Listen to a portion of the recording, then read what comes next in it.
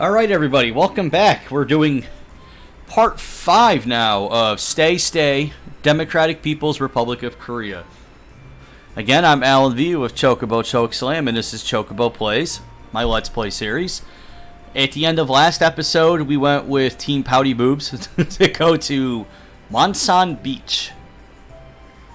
So we're picking up right where we left off. And again, I have not played ahead at all, so I don't know any spoilers. So we'll see if anything interesting happens here. I can't tell if you drag me by the hand because you love me or hate me. Oh, please. I heard your heartbeat fast so the instant I grabbed it. And again, the flesh-colored fingernails creep me out. So quit complaining like you don't enjoy it. Somebody's going to see this now, and you're not going to be able to unsee it. Who said I was complaining? Eunji gets close to my face while she frowns. You sure sound like you were complaining with that nonsense question. Suddenly, the car strikes a pothole and Eunji falls into me. In a perfectly awkward fashion, her lip smacks on mine. Phew, blech. You did that on purpose, didn't you? No, it's... That impromptu makeout session was all due to the terrible conditions of your country's roads. Yeah, heh. Hey, I live in Connecticut, and our roads resemble that remark. A likely excuse. You just want to steal my first kiss, didn't you? Well, you are adorable. How could I even know that would be your first kiss? Well, you use some of your mystical protagonist powers. If you haven't picked up on it yet, the game is pretty self-aware at times, which actually is making this enjoyable. What in the hell are you rambling on about? I don't even know anymore. All I know is you stole my first kiss. How will you make it up to me? You want me to steal other first things from you? Where is this going? Make it up to you? Are you serious? You were the one who fell onto me. So I guess you could say this was your fault. It was an accident, you two. Well, it doesn't count. You hear me? I'll deny it if anyone asks. Sure, but deep down you'll always know you like it. I wink at her, hoping to make Eunji stew in anger a little bit more. I'm going to feel it. There. I can read. I'm going to kill you and feed you to that kumiho. Kumiho? What's a kumiho? A kumiho is a sinister fox that can turn into a beautiful woman and eats the hearts of men, especially protagonists. So a beautiful woman who kills men. Guess you have some competition. Nice boobs, bro. Just shut up and scoot over some. I want to take a nap. It's going to be a long ride. Say please. Please? Well, since you said please, Hank, go get some rest. I scoot over to the side seat before I can say anything. Eunji has already plopped her head in my lap. Oh, hey, Chocobo. Mind if I use your lap for a pillow? Oh, no, of course. Go right ahead. Thanks for asking. Oh, hush already. You stole my first kiss from me. You owe me this much. Do I now? Are you sure this is enough? It's fine. I pat her head softly. She smiles. Do you like that? I don't hate it or anything. And again, I apologize if this goes into awkward territory. As with all these visual novels and dating sims that I play on Twitch and here on YouTube, I don't play them ahead of time. I'm just as shocked and mortified as you are, viewer. After a few minutes, Eunji dozes off in my lap. What am I going to do with you, Eunji? I keep stroking her hair and I feel my own eyes getting heavy as the car rolls softly along the surprisingly well-paved road.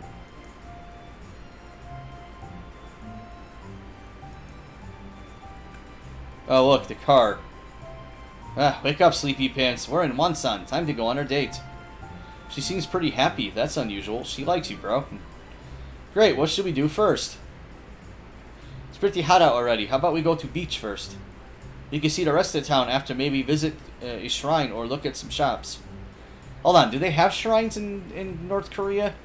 Yeah, obviously they probably should. They're probably all dedicated to Kim Jong-il, and I forget the grandfather's name, the original batshit crazy guy. Eunji giggles. Wait, giggles, is that right? That totally doesn't match her personality. I need to have a serious talk with whomever's in charge here. Are you coming with me, or are you planning on staying in the car the whole time? I miss out on some ham-fisted beach episode? No way! Well, let's get changed then. Understood. Lead the way. I don't even need to offer my hand, as she already grabbed it and is taking me over to a small hut just off the shoreline. Maybe calling it a hut is a bit much. It's more like an outhouse. Worse, there's only one, so we'll be going in one at a time. Wait, why are we both just standing outside of it? Well, what are you waiting for? I was waiting on you, ladies first and all that. Would you mind going first? Wait a minute, after all that bravado about glorious leader and dragging me to a beach, you're scared to go put it on first? Look, I'm nervous, okay? I've never worn a bikini in front of a man before. I've only worn in front of Jiyoung, and I don't like wearing it in front of her either. I can understand maybe being shy around a guy, but why your own sister? Because she always gets the attention. Yeah, her boobs are as big as your head, I can see why. I think someone may be a little jealous. No, it's not fair her sister has protagonist girlfriend boobs. Worse than that, her Jiyoung might as well be named Orihime. Worse than that, she always tells me that they haven't grown at all. Or Urza, or pick any other big-breasted, over-the-top female anime character. I keep trying to tell her that there's more to a woman than just breast size, but she just laughs. The guys are always staring at her. Sometimes I wish they'd stare at me, not that I'd like that or anything. This might be the first time I've ever had a woman say they wish guys would stare at her. Usually most women wish guys would stop staring. I guess it would be uncomfortable, but also does sort of validate you in a way. And again, I did not write this script. Please save the angry comments, please. Speaking of uncomfortable, this sudden honesty from Eunji has me uncomfortable.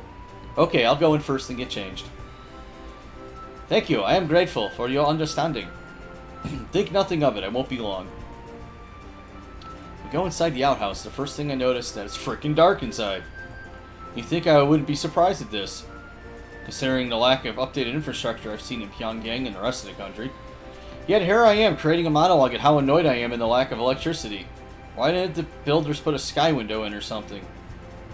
Or someone could have requested an outhouse scene with a candle or a torch, hint hint. The more this game is kind of self-referential, the more I'm enjoying it. I think the game's aware of how dumb its plot is. Still, a few minutes later, I'm in the skies. Oh, my silkies. I can read. And what the hell are silkies? And ready to hit the beach. Something that's kind of a common theme with these games is I'm always Googling something. Now, do I play it cool for Miss Tsundere? Or do I heat things up by giving the gun show on exit? Oh, for the love of God, please don't do the gun show. Well, a minimalist approach sometimes leaves the greatest impact, or so I've been told. I'm still skeptical about that. Since it was just some bullshit a congressman told us when it came to cutting Marine Corps' funds, though. Oh yeah, you taxpayers complain every time the court gets a new uniform. No, we complain because you're over 65% of our deficit. I'm not anti-military. Nobody read too much into that. But do you know what the grunts actually have to buy with their own money? Yeah, that ain't bullshit. Yeah, you get paid. Anyway, no need to show off like those Navy flyboys. Are you okay in there? You didn't fall in, did you? No, he's busy monologuing like a whiny asshat. This outhouse barely fits a half-starved Korean worker. I don't think there'd be enough room for me to sit down, let alone fall. Well, come on already so I can get changed. Guess that's my cue. I push open the door and slowly step out.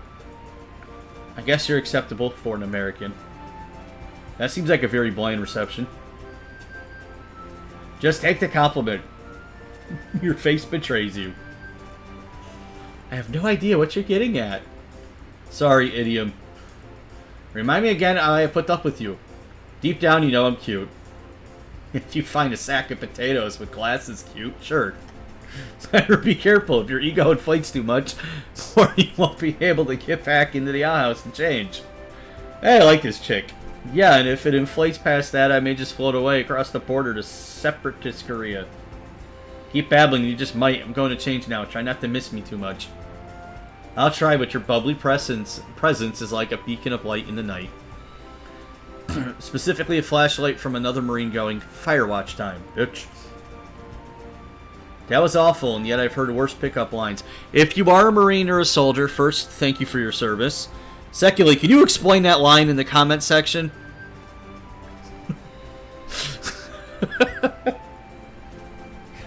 That was awful, and yet I've heard worse pickup lines. I think I read that already. With that, she walks in the outhouse and slams the door behind her. Good news for you this episode, you'll get to see whatever she comes out like, because I still got a few more minutes I want to record. Pretty sure she's mumbling something about the stupid American outside as she changes. For someone who complained about making me take so long to get ready, Eunji hasn't exactly been a model of speed changing herself. It's been 10 minutes, and I'm pretty sure she hasn't made a peep. Yeah, and I'm the one taking too long. You remember, you're a guy. You're wrong. You're always at fault for everything. You okay there, Eunji? It's been 10 minutes. I'm fine, just taking my time, okay? Taking your time? Have you changed into your swimsuit yet? Yes. Are you coming down with the sun in case of shyness? I already told you I've never wore a swimsuit in front of a man before, so I'm a little nervous, okay? So, that means yes, she's shy. Would it help if I close my eyes before you walk out? A little. Okay, I have my eyes closed. Nice effect. Come out and tell me to open them when you're ready. What if I'm never ready? You have to leave me around Pyongyang describing everything around in a text box like some sort of low-budget visual novel. You mean giant wall of text up like that freaking bullcrap I did in Major Minor? I hear the door open slowly and her muffled footsteps coming out of the outside. I think I'm okay. You can open them now. Oh, do I look okay? You look adorable.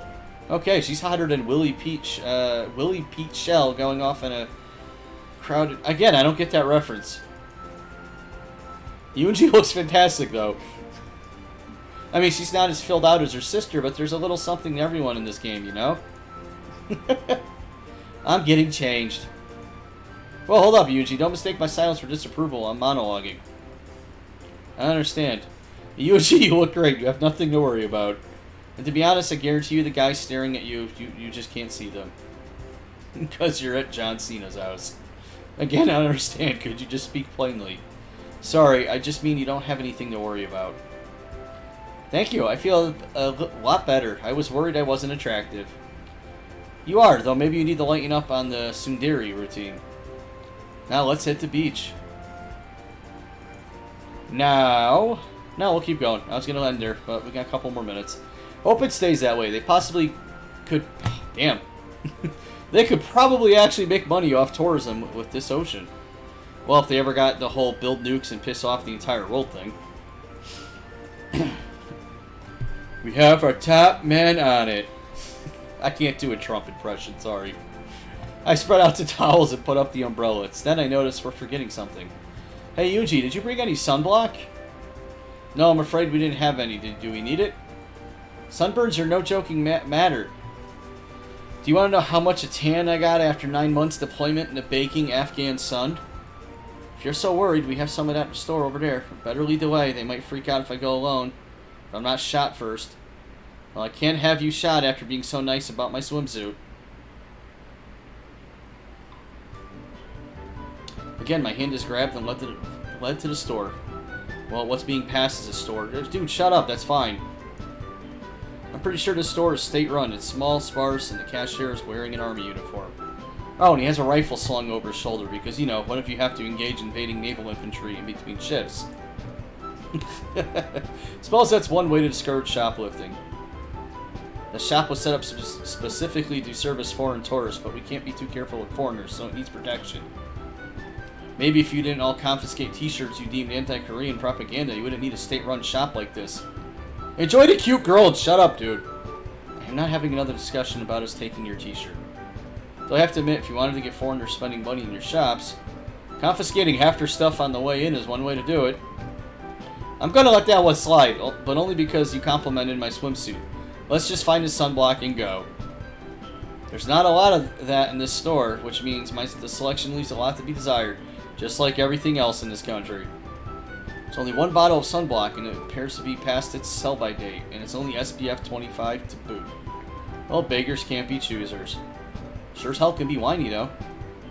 And ladies and gentlemen, we're at 15 minutes, so with that, I'm going to call part 5. Thank you for joining me here today. This has been entertaining. So we'll keep going. We'll continue our beach date in part 6 of Stay, Democratic People's Republic of Korea.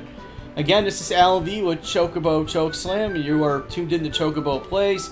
Peace out and have a wonderful rest of your day. Take it easy.